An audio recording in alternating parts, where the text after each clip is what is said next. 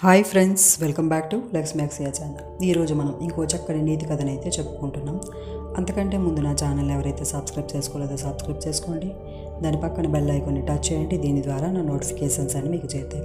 ఓకేనా ఫ్రెండ్స్, కథనైతే ప్రారంభిద్దాం.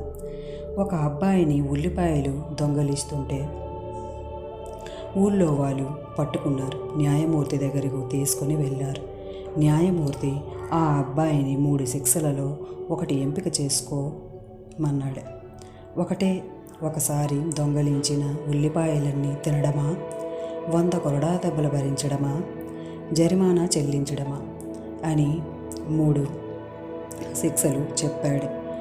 ఆ అబ్బాయి వెంటనే ఎక్కువ తక్కువ ఆలోచించకుండా ఉల్లిపాయలు తినేస్తాను అన్నాడు. ఉల్లిపాయలు తినడం మొదలుపెట్టాడు. కానీ అది అనుకున్నంత సులువైన పని కాదు.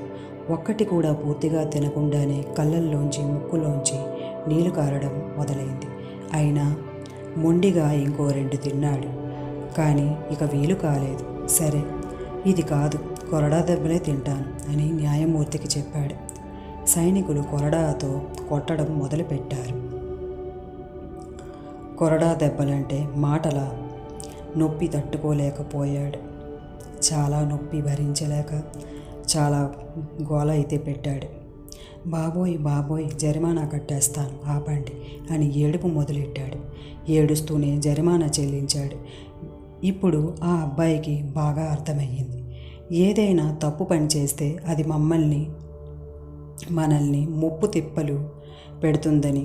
ఆ తర్వాత ఆ అబ్బాయి ఎప్పుడూ దొంగతనం కానీ వేరేటప్పుడు పనులు కానీ చేయలేదు.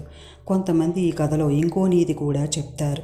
మనం ఏదైనా నిర్ణయం తీసుకునే ముందు బాగా ఆలోచించి ప్రత్యామ్నాయాలు పరిశీలించాలి. అప్పుడే నిర్ణయం తీసుకోవాలి.